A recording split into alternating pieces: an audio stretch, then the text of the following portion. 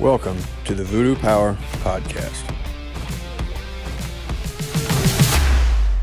Welcome to Plates of Pancakes. We're sitting down today with Ty Van Valkenburg. Coach Van Valkenburg is a head strength and conditioning coach for Windsor High School.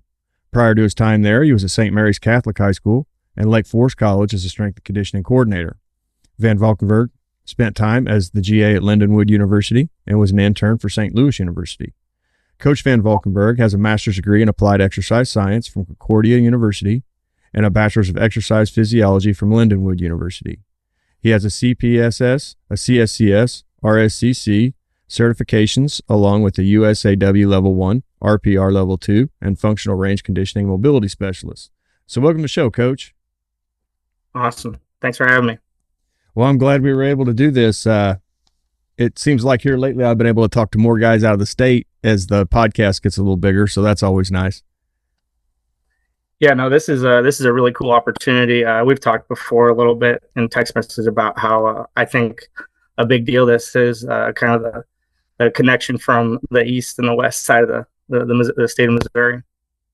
I've lived in a few states, and you kind of feel it in all states, but man, Missouri, like Columbia is the state line. Missouri's two states. You got the east side and the west side, and it seems like very rarely do they collaborate on anything.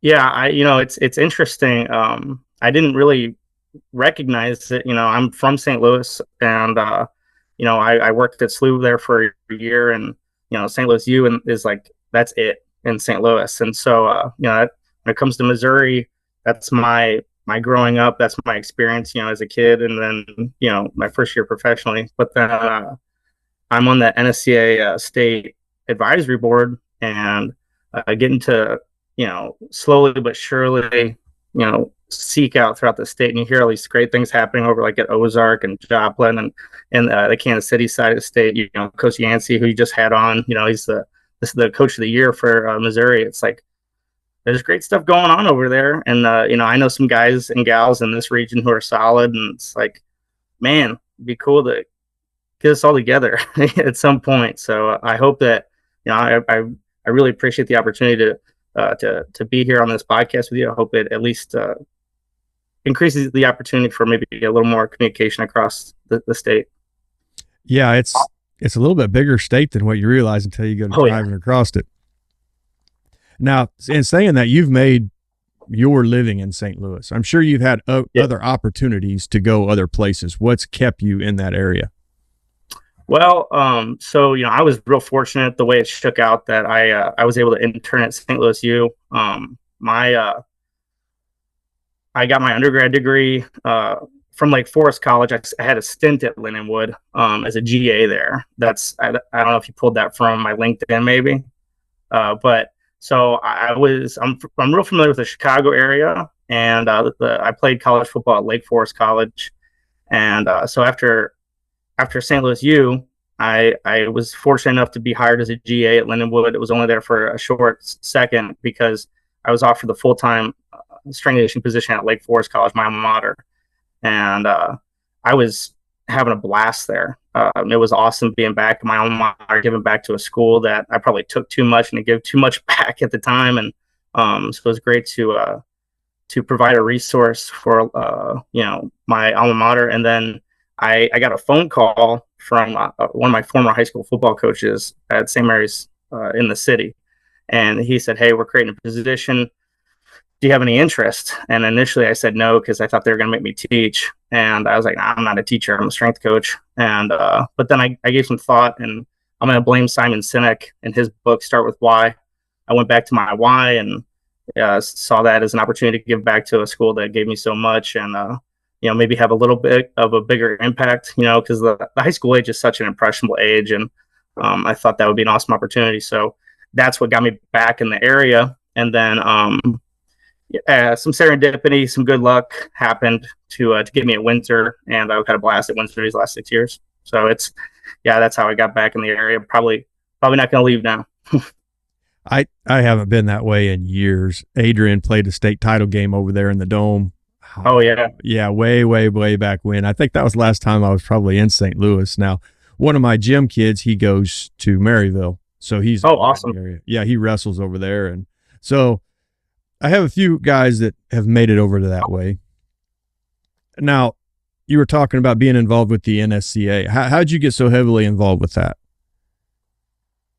I mean, good luck. I when I came back to the area, I was still getting my feet, underneath me as a strength coach. So, my first year at St. Mary's was just my fourth year as a strength coach, and still trying to, establish a program there. But towards the end of my time at St. Mary's, I was there for 3 years. I started kind of saying, okay, maybe I could start giving back to the profession a little bit, at least start, getting involved. Brian Mann gave a speech at his resignation of, he was like the SIG director for the NSCA. And I don't remember exactly what his title was, but he said, just 5 years ago, no one knew who Brian Mann was.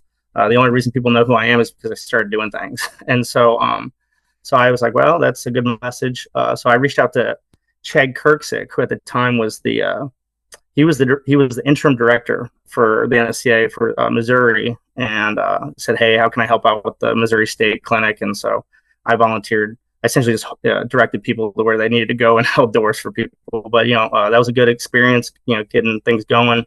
And then when I started working at Windsor, the current director, Victor Kaiser, two of his sons go to Windsor, and so I got to train them. They're great kids, and I got to know Victor a little bit. And he said, "Hey, I need a high school liaison. Do you know anybody?" And he was a nice way of asking if I'd be happy to do it. So I would say that's how it all really started. Now, I read some stuff and kind of dug into where I could on what you had out there, and it alluded to that maybe you became a coach to be the coach you didn't have for younger athletes. Is that kind of what drew you into the profession? Yeah, I mean, I think that's a message that resonated with me because I think we've all heard that, or in some form or fashion, be the coach that you needed. And I was, if you ask my high school coaches, while we didn't have a strength coach, our football program and those coaches did their best to train us right. So that's the early 2000s, and we had a reverse hyper. We were doing cleans, and we were doing SAQ work. We were doing a lot of good stuff, sprint technique. One of our coaches was certified in USA Track and Field, so we were doing all the different skips and whatnot. So I had good coaches, in high school. If I'm being honest, they because I was so consistent and was mildly intelligent. I didn't make too many mistakes. They didn't bother me much, but I probably needed someone to call me on my weaknesses a little bit more, and hold me accountable just a little bit. Not that they didn't. I mean, they brought it, but I was a yes sir, no sir kind of guy. So you don't mess with those kids. You just like, hey, you're great. Let's keep it going, and you bother with the ones who, maybe not so much, or yes sir, no sir. And then in college, our defensive coordinator was our strength coach, and he did his best. But I mean, when you're dual rolled like that at college, something's got to give. So I mean, we had programs and we had training, but he wasn't in the room all the time with us, and it's Division III, so it wasn't able to be technically in a lot of ways. And I remember, trying to look up some exercises for myself and doing that research on my own. So yeah, it's way I coach is, I try to have high standards, hold them to it, and that includes everybody, whether you're going to go play college football and be an All-American, or you're just trying to stay out of prison. And then I also, it's important to me to be a good strength coach, to provide every resource I can to my kids, because I didn't always have that. And so, yeah, I'd say that's a little bit of why I do what I do. Yeah.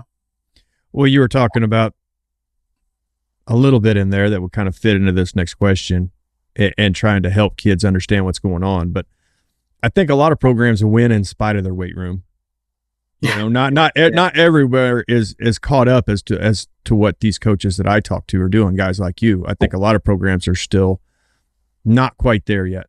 They're small, or they don't have the budget, or whatever it is. Sure. So a lot of those kids are just programming their own stuff. Either someone isn't there to show them, or they don't trust the coach that's asking them to do the things. How do we improve that whenever we encounter something like that? Well, that's a good question. I think, like I was talking to a member who was involved with the Shape Missouri recently, and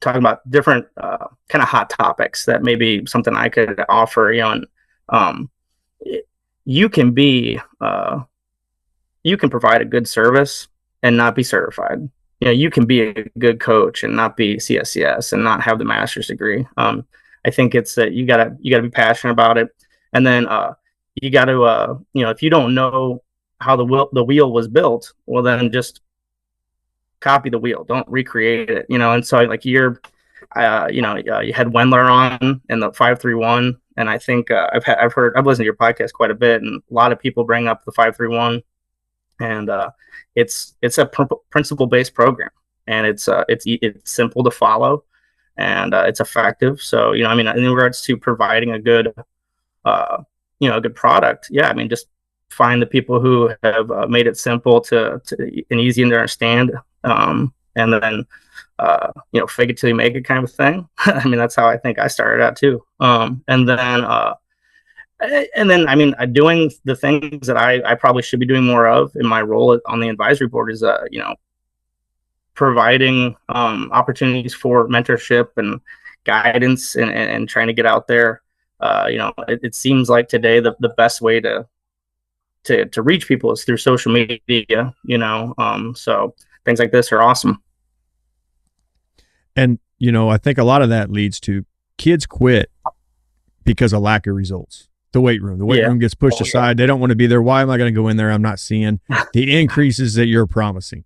So finding the effective program that does create results, and then sticking with it. I would say that nothing builds confidence like the weight room. How do you kind of view that? I agree. I'm 5'7", and right now I'm decently built. But when I haven't grown since freshman year of high school. And I played football, and 5'7", I weighed like 115 pounds as a freshman. That's not a big guy, and I was decently quick. I wouldn't say I was fast, but I was undersized, and the weight room was something that definitely provided me confidence and courage, and then strength and speed came with. And so I've had a lot of good opportunities to work with young kids, and I at St. Mary's and Windsor, some really incredible stories of kids who they come in to high school and they've never been in the weight room, they've never played any sports, or they quit playing sports, and then and this is true story. One kid, he finished up his senior year. He was a 5-sport athlete technically, but he didn't play any sports to come in, and it's just through consistency and getting bit, like everyone talks about, getting bit by the iron bug, and started getting stronger, starting to realize that his body was capable of things, and he ended up doing a lot of cool stuff. And there's quite a few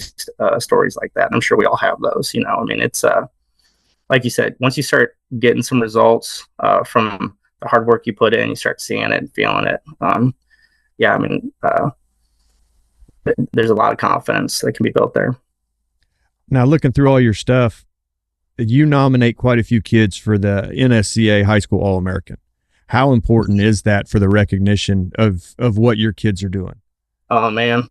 So when I was at SLU, I was soaking it all in. The director of strength and conditioning at the time there was Scott Charlin. He's a great human being. He's one of the best people I've ever met in my life. I wish I could be him. He's currently in Indiana, in Fort Wayne, working with private facilities, kind of a coach of coaches now. But he did the NSCA All-American, and in the weight room at the basement of the Chaffetz Arena, along the wall are all the there's these giant they're like billboards essentially that it's the kid who was nominated as an NSCA All-American that year in the sport they played.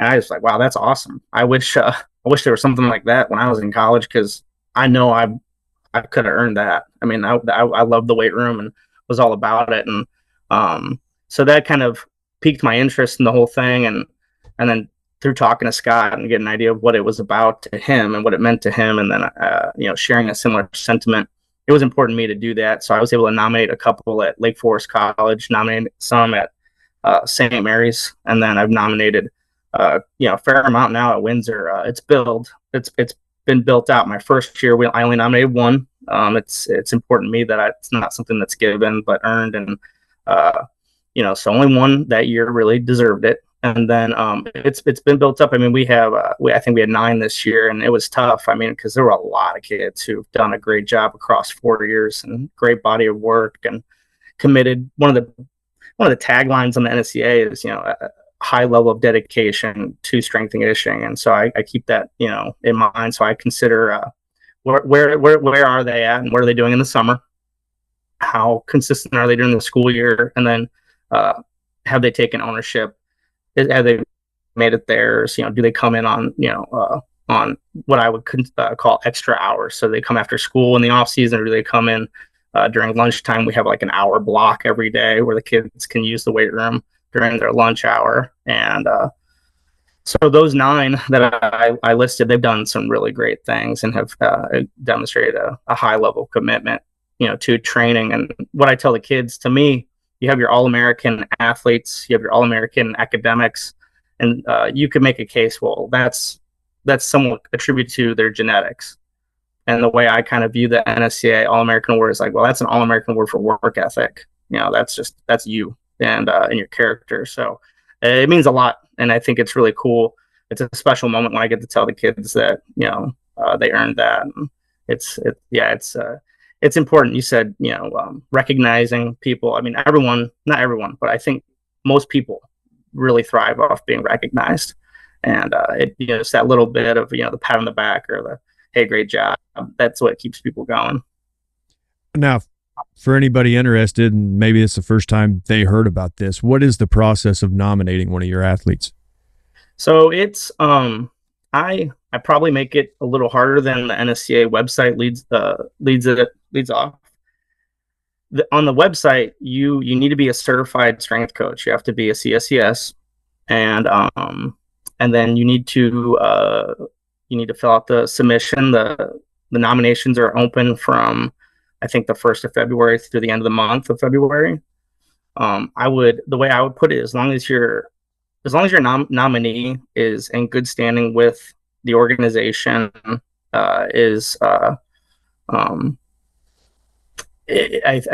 don't think there's any other stipulations. They just have to be in good standing, and you have to be certified. And if you nominate them, they should be awarded that award. I have not yet been audited, on my selections. You are each coach is allowed to nominate 1 male and 1 female athlete per team. So, if you coach 1 team, let's say you just coach football, then you're allowed to nominate 1 male football player that year. If you're like me and you coach 20 teams, I mean, in theory, I could have 20, NSCA All-Americans, according to, guys and girls sports. Now, it's ironic, when we were setting this up, I was digging through Super Training, and Super Training touches on it. And then I found out this is something you've built, but an athlete classification system. What led you down the path of trying to develop a way to classify your athletes and where they're at? Oh man. So the aha moment was my second year at Windsor. I had programs for every sport, every kid who didn't play a sport, in season, off season, preseason. I had, just dozens of Excel files open. And it was at the turn of the semester, so I was making the programs for the next semester. And I just was racking my brain with like probably 30, 40 kids who were really great, and they needed a little bit more. And then I had about 100 kids who were, they're still trying to figure it out.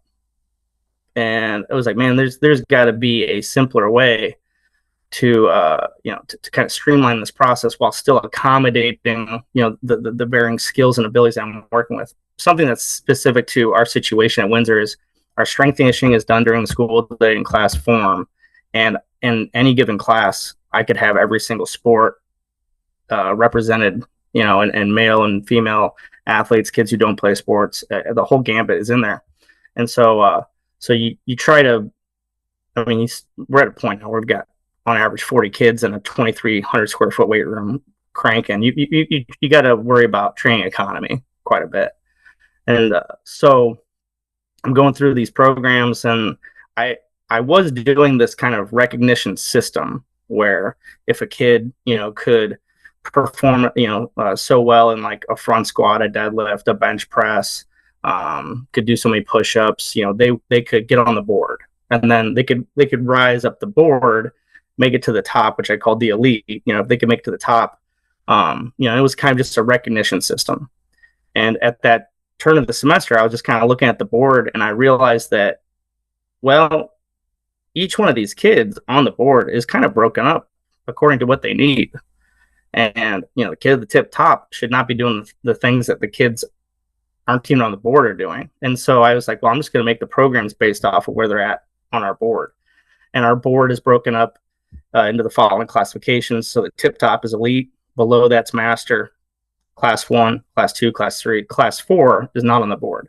And so I started making programs based off of where you were at in regards to the board, called it the classification system, which I stole directly that terminology from the sports of powerlifting and weightlifting.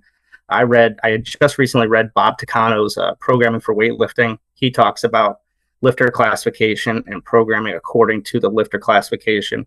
You're right; it is also listed in super training.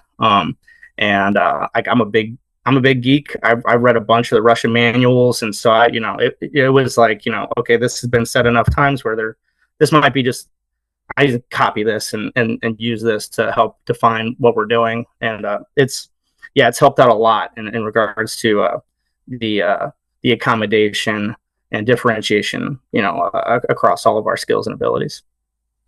Now, I saw pictures of it. You sent me a ton of stuff, and I looked over your stuff getting ready for this, and there's some amazing stuff in there. But you have an actual physical board, has the kids' names on it, where they fall on the tiers. Mm-hmm. So helping a kid move up those ranks, what goes into that? I mean, you just see them putting in the effort, and then you just push a little, or do they kind of come to you and like, Coach, how do I get up to the next level? How does that work? Yeah, so in the beginning, I broke a lot of hearts because there were a lot of kids who thought they were better than what they were, and but that was one of the reasons why it was so important to create the system. That was something I should have brought up in the previous question. Is like you just said, you'll have kids who are like, okay, Johnny over here, he looks like just like I do, but he's why does he have a higher level program than me? Because like when I was a college strength coach, we had levels. If you're an incoming freshman, you got a 0 or a level 1 program, and you were doing basics, maybe some progressions of the Olympic lifts and so forth. But by the time you were a junior, senior, you were doing like a level 3 program where you're doing some accommodating resistance, you're doing the full Olympic lifts and their variations, and you're doing high level plyos, and it's like, well, if you're the same age, so you got.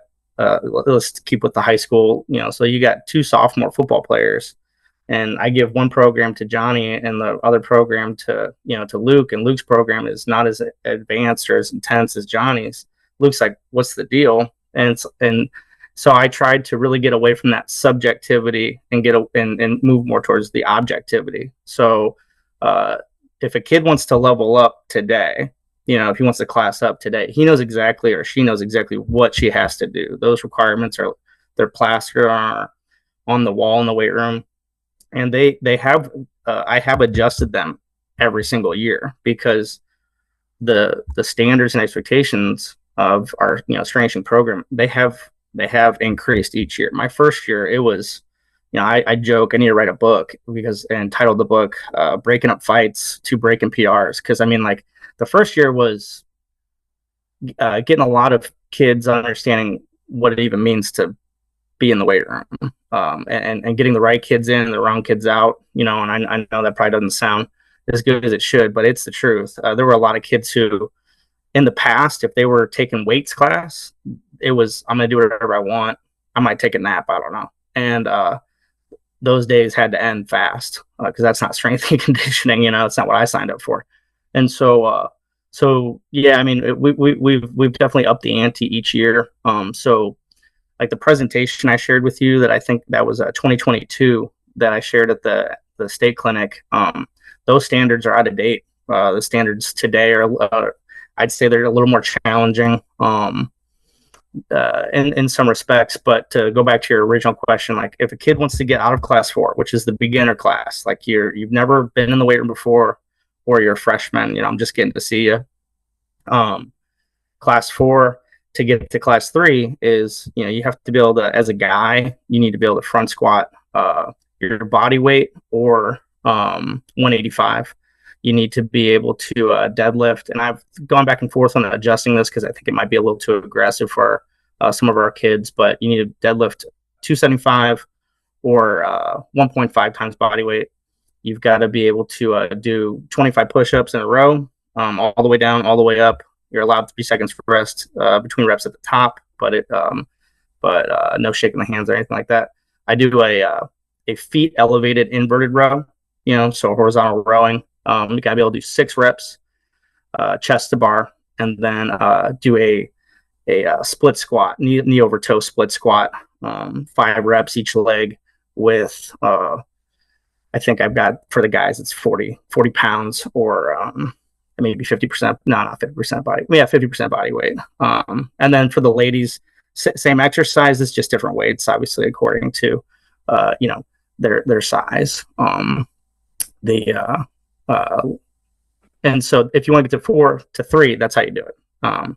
And once you've done those things, it's objective. Once you've done it, you're in class 3.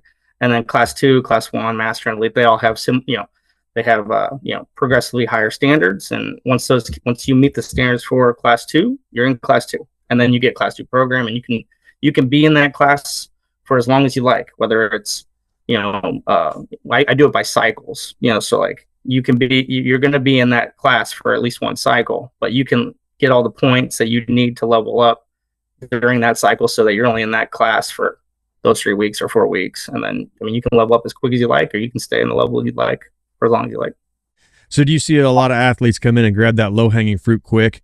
Some of the things, some of the metrics they can hit, that day, and then struggle getting past some of the harder things. Yeah. So, it's far from a perfect system, and one of the sources of me doing this is, trying to figure out motivation, what motivates kids. I know I have not read everything. I've read a lot. I've talked to a lot of people, and I read this book, Drive by Daniel Pink. I think it was written 2009, but it's a pretty good book. It talks about the importance of autonomy, mastery, and purpose. And as soon as you take away autonomy, as soon as you eliminate the opportunity for mastery, and if you don't have purpose, well, then motivation tanks. And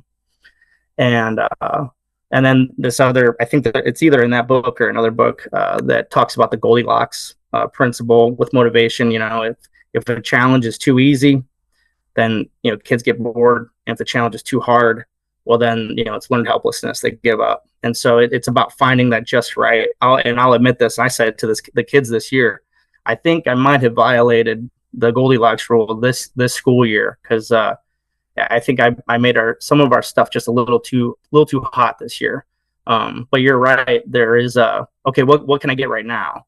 And then they'll hit that, and then they look ahead and they're like, oh man, the next thing, that's pretty tough. And so then they'll kind of sit, like this is happening right now. We have got a handful of kids who are just kind of sitting in class 3 or class 2, who, if I was a college strength coach and there was, scholarships on the line, money on the line, or pro strength, I would be putting them in a class 1 or master program. There's some give and take there, because if I do it for them, that's the equivalent of me dunking the horse's head in the water, and I don't want to do that, but I also want to do what's right for them. And sometimes kids don't know what's right for them, and so that happens. And then I'm not perfect about it, but trying to create opportunities for us to have one-on-one conversations, like players meetings. I try to get the kids to initiate it as opposed to me, kind of pulling them by their ear. Hey, listen to this. I think you should be a master, and you're in class 3. What's the hang up? There's a couple standards I put in this year because, it reflects the current state of our culture. It's like I put a GPA requirement for getting into class 2 because and it's I don't think it's too high of a requirement. I think it's fair. You have to have no Fs, because if you have an F, you're not eligible. And we've had kids who not eligible to participate because of their grades. And it's like, well, you're missing out on opportunities on something you can take care of. So I want to do my part as an educator, in a school, to support the academic experience. It's student athlete. So I put that in there. No Fs and a 2.5 GPA. I surveyed a spectrum of kids last year. Asked them, hey, what do you think is, if you do the bare minimum, yet still want to be, successful? What's the lowest GPA? And assuming you're not of the highest intelligence naturally, what's the lowest GPA you can hit at this school? Because I don't know. I'm not a student at Windsor. I don't know what it's like to go to school there. And everyone was like, yeah, 2.5. 2.5 that's fair, coach. And so that's what I put. And I think that we have that's part of our culture right now is we need to embrace the entire aspect of the person, when we're, and so that's one thing that I put into it, that might have been a little hot this year. And so those things I'm always reflecting, but it's you try to talk to kids about goal setting, beginning with the end in mind, and helping them. Everyone's heard of SMART goals: specific, measurable, attainable, relevant, time frame. Things like that. We read a book this year. We did like a little book study. I don't know how many kids read it. It was optional, but we talked about the 7 Habits of Highly Effective Teens, which is an adaptation of Covey's 7 Habits of Highly Effective People. But it's for teenagers. It's solid stuff. It's not the end all be all, but it's pretty good. It's just, good common language. I tell a kid, hey man, it's not your biologist teacher to make sure that you learn biology. Their job is to teach. Your job is to learn. If you're having a hard time, that's on you. You gotta go to their office hours or whatnot. Seek out. You're not getting as strong as you want. You want to be in class 1. You want to be a master? Come talk to me. We'll put a plan together. You're gonna have to put in some extra work, but that's on you. I'm not holding you back. I want you, if you want to be a master, I want you to be a master too, but I can't do it for you. And so, those conversations, they don't happen as often as I'd like them to, but when they do, it's usually pretty good. Probably could have some more right now as the year starts to wrap up. It's ironic you brought up Drive. Me and another coach were having this conversation 2 weeks ago. He brought up the book, and I went out to the gym and took a picture of my bookshelf. It's sitting on there. Whenever I had gotten my last job, I bought that book. And yes, it's really a good book. Now, getting the autonomous things to work, I've found to be a lot more difficult than what I thought might be. But the book brings up some really great ideas. Yeah. Now, you were talking about maybe making the program a little too hot this year. Would you say that you have to sometimes step over that line to find out where the line's at and then back up? I mean, you need those mistakes. Yeah. I mean, man, you were talking to somebody and it was a similar question. And it's like, you've got to experiment. You've got to risk, because you're totally right. It's like, what I would hate to do is never put something out there that the kids have to reach for, So, but on the other side of that coin, like I need to pay attention to when I've brought something that was, again, probably just a little too aggressive in the moment. And the phrase I hear all the time in education is, meet the kids where they're at.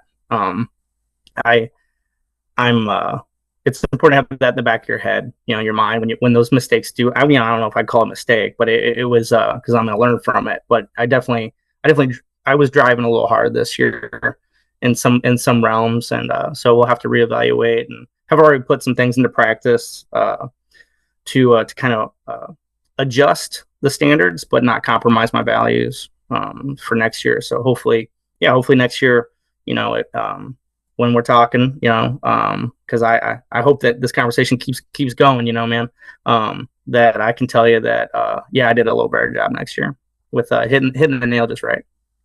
Well, the other thing, it's obvious when you talk classifications that the weights play a big role, but you're starting to allude to the other things that you've added to make it a little bit more wide range. And the one thing I saw was postseason honors for athletes play into that classification system as well. So if you're all conference, if you're all district, if you're all state, all those have a metric that weigh into to the system. How did you decide that was important? Well, I am a high school strength coach, so none of our kids are getting paid to play. But it's the classic adage in the college game is like, that kid is not going to your school so they can be an All-American weightlifter. They're going to your school so they can be, they can get an opportunity to play professional football or what have you, right? They're going to that school to play their sport, not to lift weights.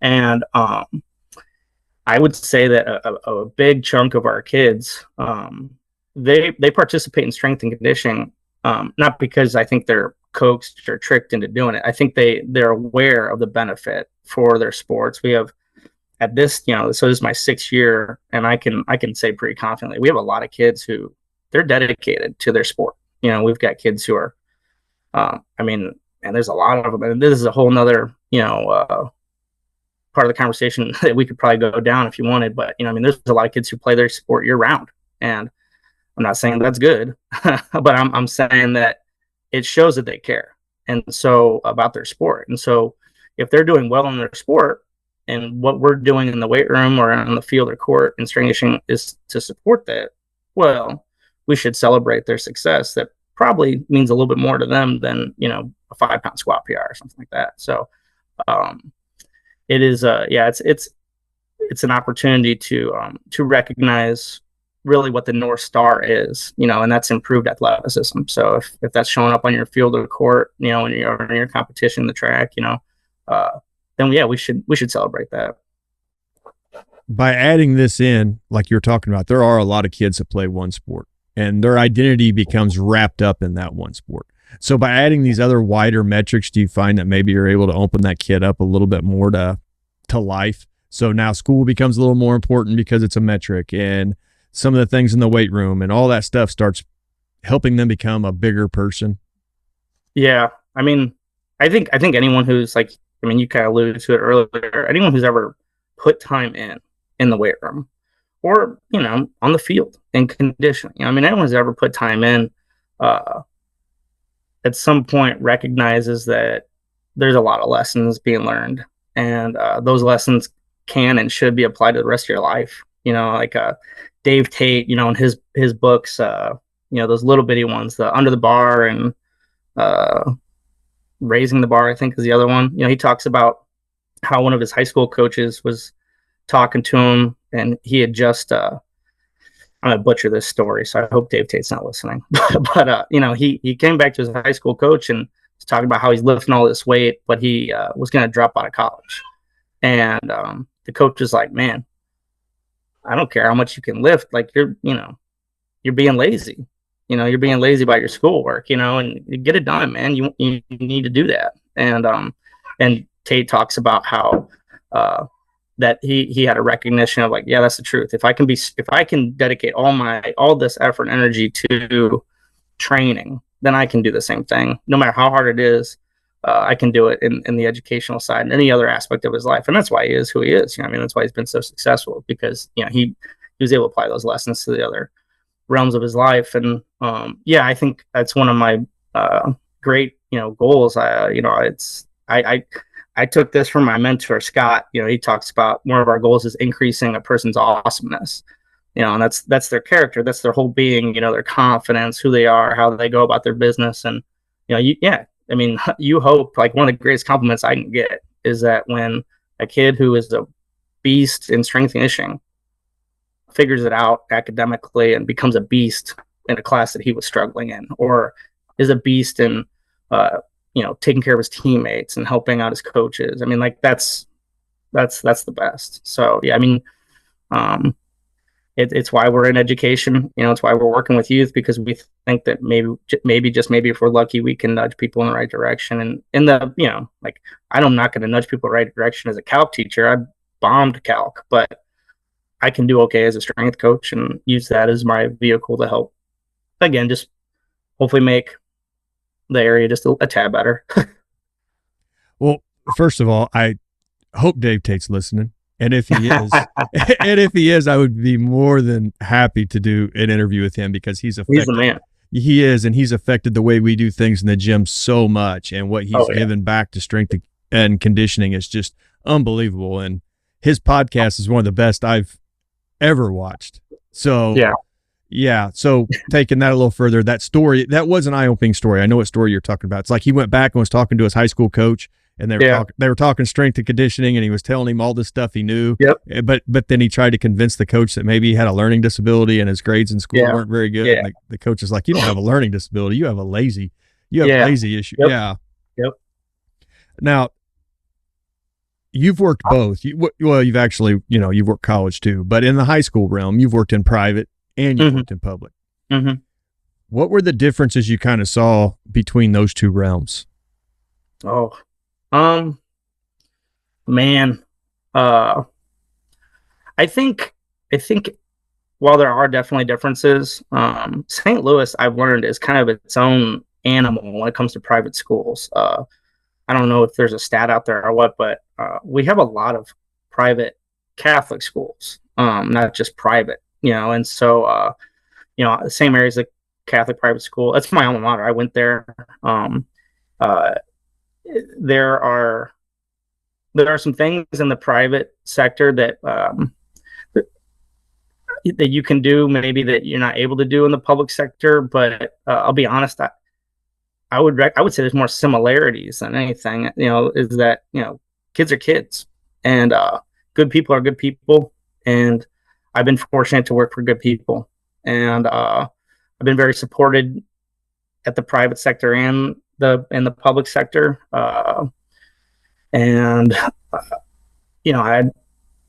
I think one of the big differences is, like, if we wanted to change something about the school day or the setup at St. Mary's, that could be done right away, lickety split, in the next year or whatever, because we don't have to follow the rules of the state per se, as long as we're satisfying whatever the requirements are. And I'm starting to speak out of my depth because I don't know anything about any of this stuff. But whereas the public school, like, I know if we're trying to make changes, big changes to the school, like, man, we've got to make sure every T is crossed and I is dotted, and there's just a little bit more quote unquote paperwork that's got to be filled out, that kind of thing. But as far as kids go, I mean, teenagers, and they appreciate passion and energy and care. I don't know. That's a tough one. I mean, I would say that I think that there's probably, at least in my experience, not a ton. That I would say it's crazy different.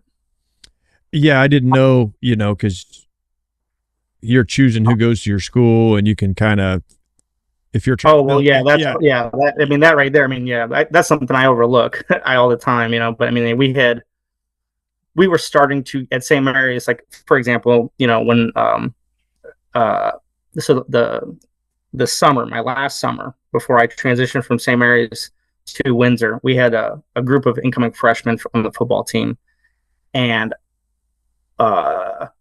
man, we had several kids bench. I mean, we're talking about 14-year-old kids bench 225. Some of them benched it for reps. We had kids coming in at 14 who there were several sub 540s. There was one kid, I mean, his name was Kevin something. He's playing for, like, Louisville right now or something. I mean, but as a freshman I think it was like a 4.74. I mean, and I don't try to beef numbers up, I mean, he was fast. And we had all these guys. I was like, whoa, like, this team is, I mean, when these guys are seniors, watch out. And sure enough, I think that group won 2 state championships. Whereas, yeah, you're absolutely right, man. Like, you get in the public sector, you get what is in that count, that district. So yeah, there's less opportunity, maybe, in the grand scheme of things, to have that many, just really special people, naturally coming in. Did you find when you went to the public sector, you had to dig in a little bit deeper on some of your knowledge because the availability to athletes just putting up impressive numbers wasn't quite there? I mean, I don't. I mean, you had someone on. He was a coach in Georgia. He said something about, because you asked a similar question. What he worked in Illinois. Worked in Illinois for a couple of years. Now he's in Georgia, and you asked him a similar question. He said something about it's easy to bring energy when the kids are bringing energy, and not that the kids at St. Mary's weren't bringing energy, but I think they were more interested in their sport performance in general. There were a lot of kids just like, man, like I just want to play, than using the weight room as a vehicle to beef up that performance. Whereas, where I'm at right now, I mean, we have a lot of kids who they're genuinely interested in how to use strength and conditioning to beef up performance. And so I wouldn't say I felt like I had to increase. I wanted to. I was encouraged and rejuvenated in a lot of ways to go seek out more answers. But I mean, like, that was my life too. I've always been interested in what's, is there an edge? Because like, how can I dunk a basketball at 5'7"? I mean, that was like my childhood. It's like, okay, what do I got to do? And so, I eat that stuff up. And so anyone who's interested in hearing it and soaking it up, man, and we have a lot of kids like that. So yeah, I mean, it's been easy to want to learn more. Now, obviously what you're doing is having some sort of effect on the students. I heard you were teacher of the year for your district. That's right. Yeah, it's insane. So how did that come to pass? They come and tell you, like, did you know you was nominated, or did they just come to you and they're like, hey, coach, you're the teacher for our district? How'd that work out? It was a pretty cool experience. They did it really well. And I'm very fortunate that there's so many good people in the district who cared to make these moments special. I was surprised by every student who is currently taking strength and conditioning in the class setting, and my family, my mom, my dad, my brother, who lives in Springfield, Missouri, and my wife was there. Former football coaches who have nothing to do with that school were there. I didn't know this at the time. I thought it was a real meeting. I was having a meeting with the superintendent about a new weight room, and which is happening. That's very much exciting stuff. But he created this meeting to get me out of the building so I could walk back in. And when I walked back in, the whole cafeteria was full of the 300 kids that I work with, and they were like, congratulations, high school teacher of the year. So that's step one. And then district of the teacher of the year. There's a series of interviews, and there's a process because each building has its teacher of the year, and then there's out of those 5 people, the teacher of the district selected, and then the announcement of teacher of the district was at our all district staff professional development meeting back in April. So it was announced in front of everyone in the district. That was awesome. I mean, totally humbling and honoring. It was a big deal. It was really cool. Yeah. And it shows how much of an impact strength and conditioning has across the board. It's not just for meatheads. It's obviously because you have a general population of weight room kids. So it's affecting all kids in some way.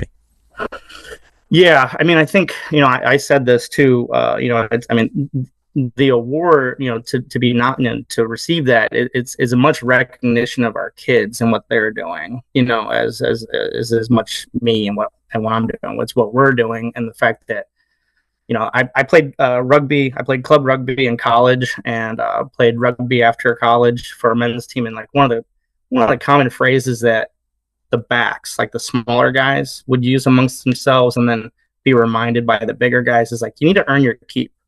Like the big guys, they're doing all this work for us, and they're bigger dudes. They've got to cover all this ground, and they've got to work a lot harder than us little guys. Like we need to be tackling. We need to be rucking. We need to be doing our part. And that's always stuck with me. And so that award kind of shows that, even though it's physical education, it's not traditional, schooling. It's not your math, your science, not your core classes, but we are earning our keep over here and supporting the educational experience and in the district. And that means a lot, because I don't want anyone to ever think that like I'm just collecting a paycheck, or but yeah, I do have it made. There's no doubt about it. Like, there's not a better job on this planet for someone like me, but I'm bringing it. It's important to me to do a good job, and I was a student athlete, and I've been at schools. When I was at St. Mary's, like, everyone seemed to be like a student athlete. But when I was in college, Lake Forest is it's a pretty rigorous academic school, and at the time, I didn't feel like I was an outcast, but I definitely didn't think like, man, I'm awesome because I play sports and go to college. It was like, oh, you play sports, and so when and that's my athletic experience supported my academic experience. And so when kids commit to training, when kids commit to the student athlete experience, I mean, that should be recognized. That should be respected, and not like the days of the dumb jock. Those days are over. I mean, I think everyone now recognizes the importance of being involved, how good it is for not just academics, but just like keeping you out of trouble. Idle hands, devil's playground. And so and it's another level of sacrifice, and so it felt really good for me and for the kids that our district recognizes that we're doing good stuff. Yeah, it was awesome. Now, you brought up Lake Forest there, and when I was looking back over some of your career, stumbled onto some of the things that Lake Forest was doing before you left, and what they were doing for sports and their medical facilities and all this stuff. Seeing all that come into a Division III school that usually doesn't have that at their disposal, what was that kind of like? Oh, it was awesome. I mean, totally sweet. The weight room is just under 10,000 square feet. It was built the summer of going in my senior year. So I actually got to train in there. Its first year being built. When they outfitted it, I think they consulted with our football coach, and that's why they had 9 racks and platforms, good solid hammer strength equipment, Texas power bars. I mean, good training equipment. They also, though, I think were concerned about the appearance, and so that room was just stuffed full with every commercial gym piece of equipment you could think of, which was cool in a way, because you could, someone's injured. Well, it's like, okay, you can go on this hammer piece or that. I mean, you'd be fine. But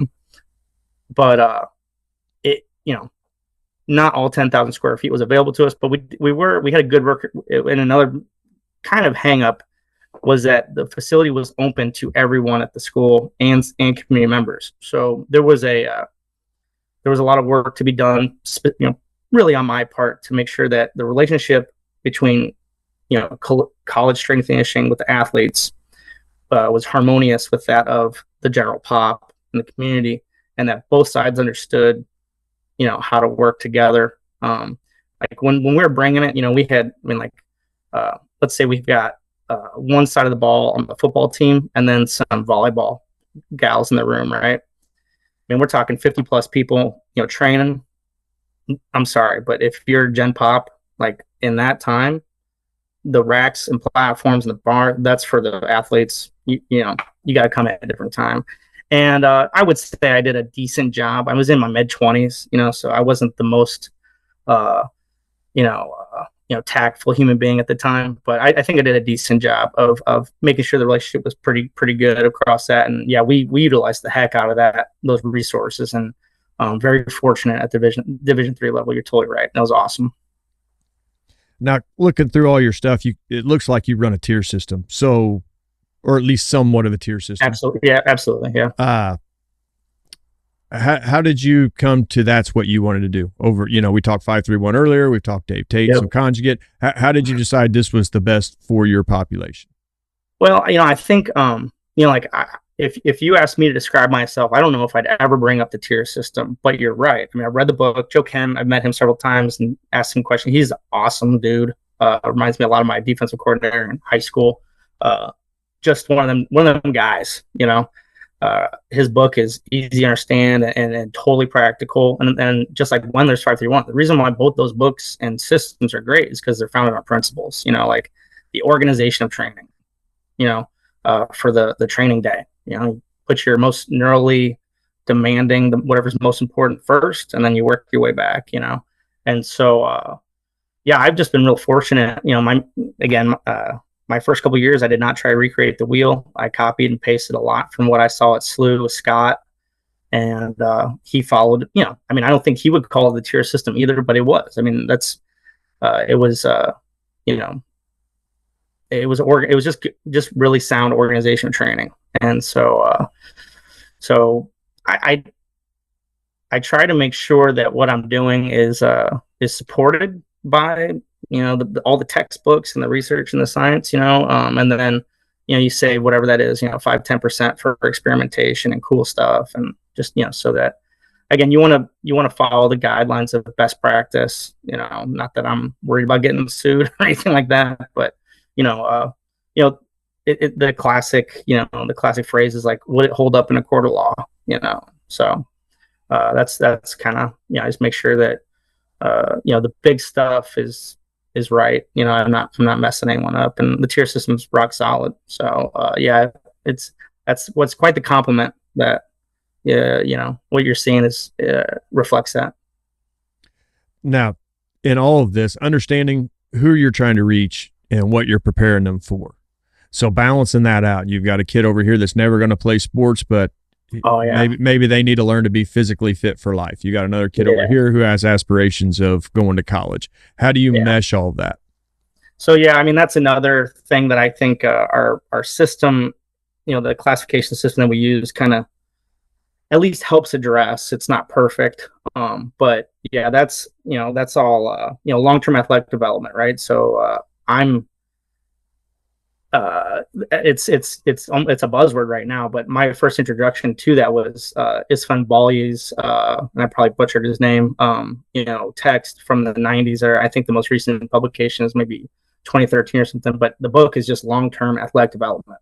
And in there is that model for, being either competitive for life, fit for life, or active for life. And there's a note in there about how all of that is going to impact the health of the nation. And so if you kind of let yourself extrapolate out to that scale, it's like, well, if everyone was down with, a little bit of hard work and patience and perseverance that they experienced in the weight room and applied that to their life, and not just in their youth, but in their adult years and their later adult years, things might be just a hint better. It's not like we're going to solve world hunger, but at least, we'd have some people who, practice, personal responsibility and, community, and so I would say our system, it allows for, like, if you're just trying it out, like, okay, I see all these people in strength conditioning and they seem to be having a good time, and there's challenge there, but I know that kid, and I know he's not like a 5-star recruit, and he's having a good time. Well, maybe I can too. And that's kind of there's that end of the spectrum where it's like, if you don't feel comfortable trying to do an Olympic lift, you never really have to. I teach everyone how to do them, but if you don't really want to push your limits in that, you don't have to. You can, for that first year, you just want to watch other people do it and get strong with your basic movements. You can do that. And then at the same time, we've got a couple people right now they're good athletes. They're good athletes, and they train hard, and you don't want to slow it down for them to the point where they're like bored. It's like, man. So we provide the opportunity to encourage, continue to promote them and encourage them to follow, their passion for improved performance, because they'll probably end up being that fit for life, competitive-ish for life. I don't know if I'm currently working with anyone who's going to be a professional athlete, but they're probably going to go as long as we have a handful for sure who are going to go as far as and deep as they can, and then they'll probably end up being CrossFitters or powerlifters or weightlifters, or who knows. So they'll still be competitive in some form or fashion, and then so I'd say that's how we address it with the system for the most part. It's becoming more of a thing because you can get things so fast, but teaching young kids delayed gratification, and that just because you did really good today doesn't mean that tomorrow is going to be awesome, and that it just takes it's a cumulative work. How much of a process is it to get them to understand that in today's world? Man, I mean, it's hard.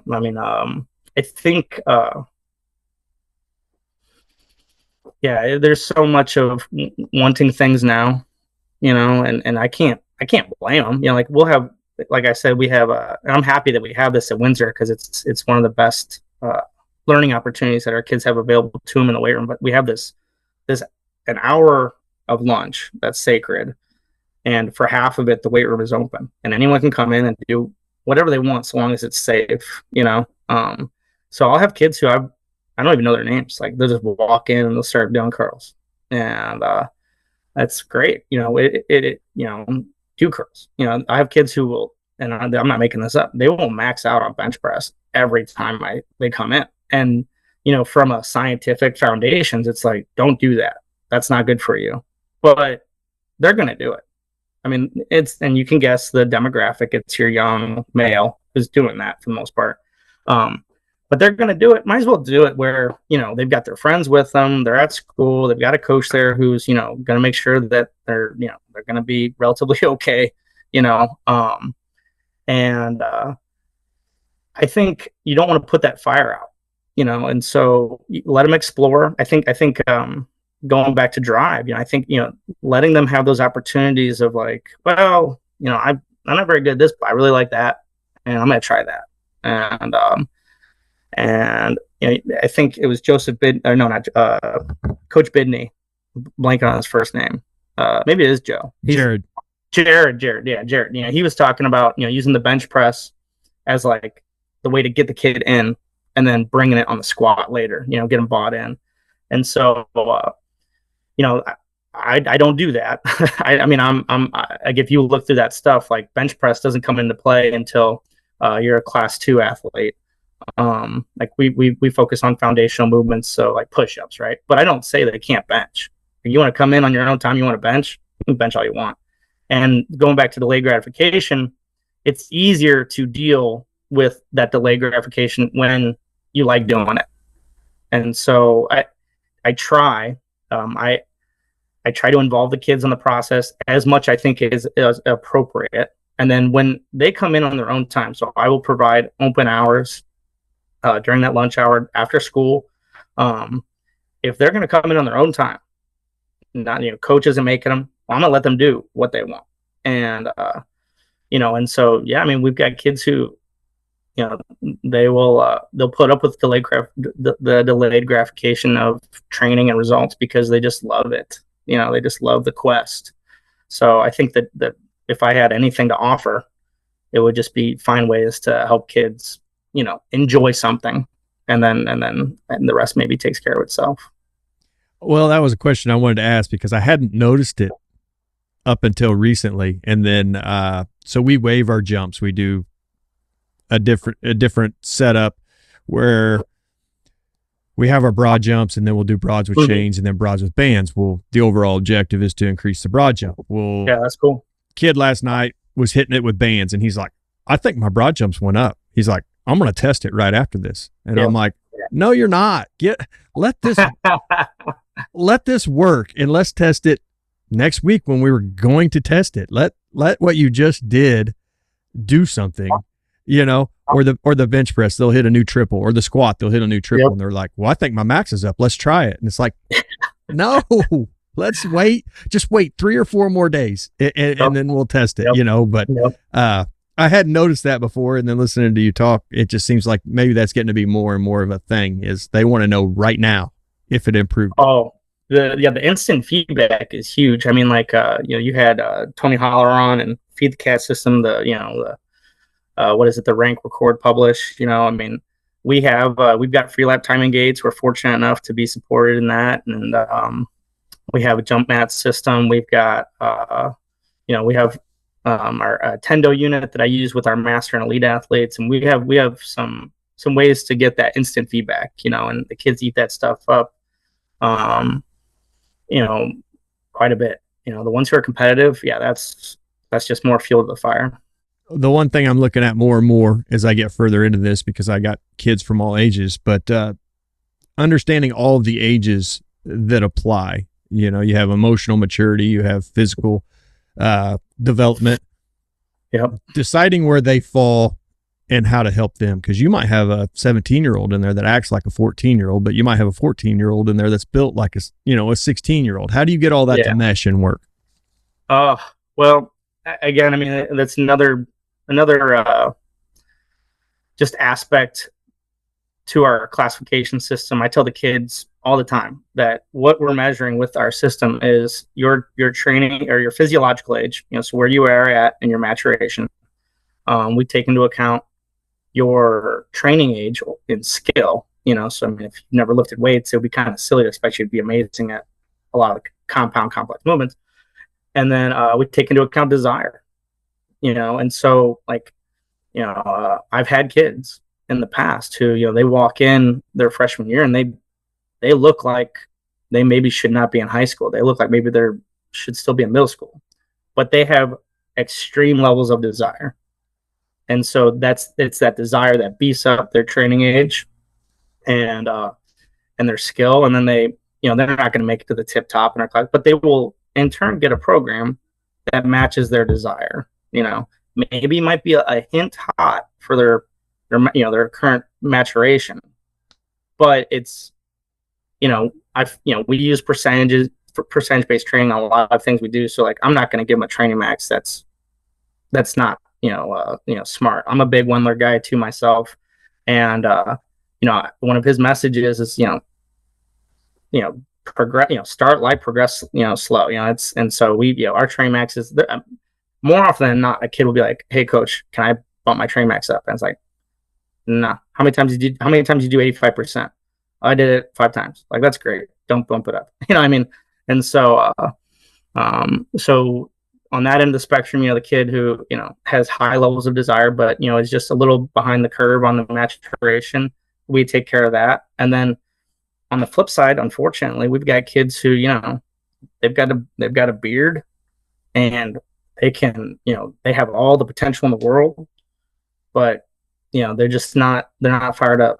It's not important, and so, well, if it's not important, then you're going to get a program that is low in difficulty, and subliminally, and if any of my kids listen, I don't think I'm saying anything they don't know, but if the class 4 program is slow in the progression, it's a lot of goblet squatting, a lot of dumbbell work, a lot of body weight work. It takes a long time to even get to hang out with the bar. I think the soonest thing they get to do with a bar is trap bar deadlift. They don't even get to deadlift with a straight bar until the 8th week of training. And so if you're beefed up already and you look awesome, but you just for whatever reason aren't fired up, subliminally, I'm hoping that class 4 program upsets you and you get a little fired up to do something about it. I would say I don't know if I have a winning percentage there though. I would say I'm probably, for one out of 3 kids who's in that boat actually is like, all right, I'm gonna do something about this, so I would say that's how I address again that, because it's right. I mean, it's a tough deal when, you've got kids who, especially when they're best friends too. One kid, his voice is up in the clouds, and another kid, he's got hair on his back. It's like, sorry, man. So how do you address that as objectively as possible? I think that's how we're trying. Again, not perfect, not the only way, but it's helped out a lot for us. You've taken some of your Saturday morning to sit down and talk to me, so I'll start kind of bringing this thing around. But using the weight room to understand where your culture is and understanding what drives culture. How do you kind of look at that from afar and see what's going on in the whole body of the school? So, again, I think most people in this field, at least at some point, have an appreciation for data and statistics and the numbers, even though there is life is not black and white. There's a lot of gray, but the numbers help kind of clear some of that up. And so, if we look at the numbers, just in my stint at Windsor, my first semester, we had 143 kids enrolled in the strength and conditioning, class during the school year. And this year we had 256. So pretty, and mind you, of those 43 in that first year, really only 20%, 25% should have been there, And then of the percentage that we, I mean, everyone in their own right in some capacity, they should be in strength and conditioning. We're missing a few for one reason or another, academics, scheduling, what have you. So I think that's a data point that kind of helps depict that we're growing, that we are we're making progress as far as our reach goes, and helping as many people as we can and should. I use our board, so every year, I mean, the board tells you, the landscape of things, So in 2020, at the end of the 2022 school year, we had 10 kids make it to the elite, and that's the most kids we ever had. In the previous years, it was like 3. For my first year, we had no one make it to the top, and so what the year 2022 kind of exposed was that the standards were starting to get a little too cold. So I dialed it back up to, in 2023 we had 5, and then this year we have 5 right now. I don't know if we're gonna have more than that. So I would like to see I'd like to see no more than 5% of our student body, our student athlete population, be at the top. But right now we're at like I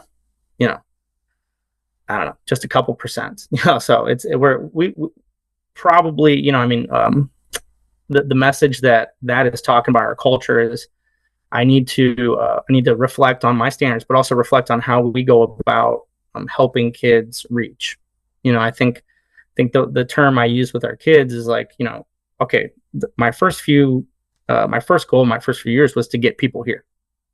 Now we need to maximize our time, and I think we're still working on that. So the board gives me, a reflective piece on, how that's going.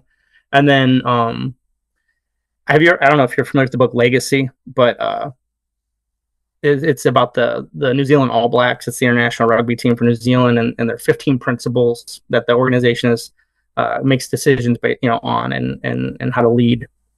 And some of the, one of the chapters is about the power of ritual and creating a legacy and common language. And so, like, every kid who ever goes through strength conditioning at Windsor knows that there is no can't. You're not allowed to say that word. Like, your limits are defined by you, and you're, at that age, like, no one has the right to tell you can't do something, and you just don't know. I mean, you may think a 225-pound bench press is awesome right now, but just wait, man, keep it up, And so everyone knows there's no can't. There's common language there.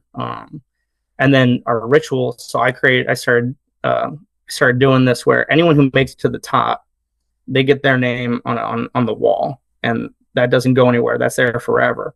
And so you're building tradition there. It's like, well, if you want to be a part of something special, how do you know if it's special? Oh, there were special people that have come before me. I need to live up to that, honor my ancestors, that kind of thing.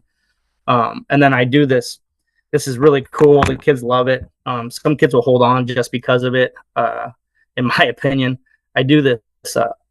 I have the seniors who make it at the very end on their last day of high school. If they're in strength and conditioning, we have like a little ceremony where they sign a 45-pound plate, and it's got their year on it. They sign it, and everyone else who's there, they sign it. And I give them the opportunity to, if they want to say something to the group, they can. And it's a pretty cool ceremony, and it's a neat little ritual. And that idea came from that book. And then those plates stay in the weight room, and we train with them. And I think that's another cool thing is, like, I'm racking the 2022 plate, and it's like, oh man, that gal was awesome. I mean, like, oh, I want to make sure that when I'm deadlifting today, I've got, Macy's plate, that kind of thing. So, I think those are some things that have helped, again, create tradition, create culture when it really didn't exist. So kind of listen to some of that. You want to help as many kids get to that upper tier as possible, but you also, you can't let it get watered down, or then the significance of making it loses. Yeah. So kind of maybe the last question here is, you've got a lot of really great things going over there. What are some things that's bouncing around in your head right now for future improvements? So one that's hot right now, because obviously this is the thing that is specific to me and what I'm doing at Windsor is this kind of classification system that I use. I'm not the only person that does this. Like, again, I stole a lot of this idea from people, resources. Scott, my mentor at SLU, he had a level system. I mean, this isn't anything new, but it's what drives a lot of what we do at Windsor. And so one of the things that is on my mind right now is we're at a point where we have a lot of kids who they're down. I mean, they are. And like high school is high school, teenagers are teenagers, and you have your bad days, but we have a lot of good days. We have a lot of really good stuff going on, and we're at a point now where we can make it even better. I mean, and hopefully that never stops, right? You always want the next year to be better than this one. But for our system, there is no like sports specificity technically to it. And that's out of necessity. We don't have any team-based training. So in order for, a 40 plus student room to work, it's got to be kind of streamlined like that. But in my opinion, I am at a point now where I have solicited feedback from all of our sport coaches into, okay, these are the KPIs that I think are important in regards to developing athleticism.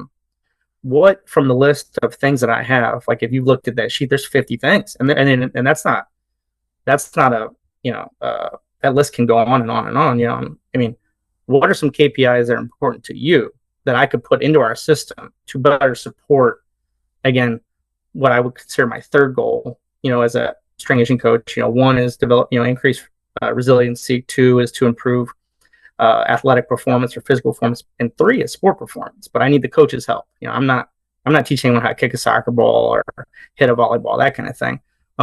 So that's the next thing on the frontier is, okay, like for example, we have a new football coach coming in this year, and something that's important to him is the 6-second sprints, and he wants the kids to be able to do. He was breaking it down by quarter. He was telling me, so, there's 4 quarters. He wants the kids to be able to do, I think, 6 of these per quarter. So, a total 24 6-second sprints.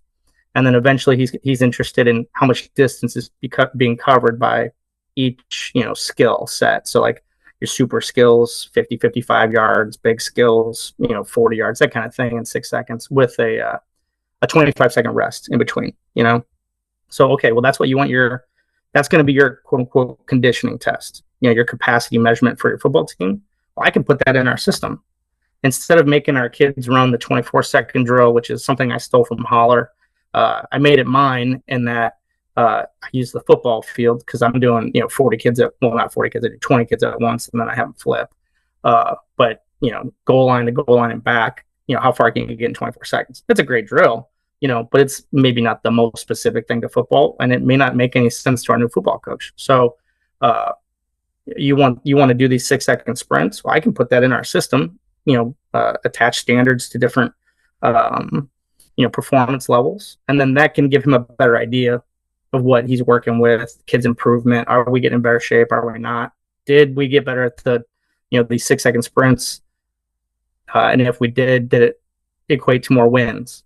And, if we have, more wins, well, okay, well, then let's stick with it. And if not, well, let's reflect and maybe we should tinker, that kind of thing. So my goal is going to the next school year to have a sport specific component, hopefully for every single sport, because like I was saying, we have a lot of kids who they are dedicated and they're passionate about improving. And so I think that's one way I could help a little, in that capacity. So that's probably one of the things that's hottest on my mind and as far as what I'm doing. And then kind of harkening back to like a previous message is that I would classify myself as an extroverted introvert, and that I'm extroverted because I have to be, because of my job and doing things like this. Like I have to do this. I have to do this. But deep down, I'd like to just get lost in the backwoods over here and, read a book or something. and train once in a while. But so I have this internal conflict, but I would really like to. I know that you're at least somewhat cool with it because you invited me on, but I would like to increase the amount of communication I have with coaches across the state. I think there was I don't know if he's still at John Burroughs or not, but he's the coach who's been around for a while. Coach Kinney. He used to host in the St. Louis area like an informal St. Louis coaches clinic / roundtable, and he would do it relatively frequently. My mentor Scott used to talk about it, and something like that would be really neat too. And I know it's really hard to do. Like, I mean, it is a big state. Like my brother who lives in Springfield, he's coming up today, and it's a 3-something hour drive. And to get even over there in the corner, I mean, it's another hour.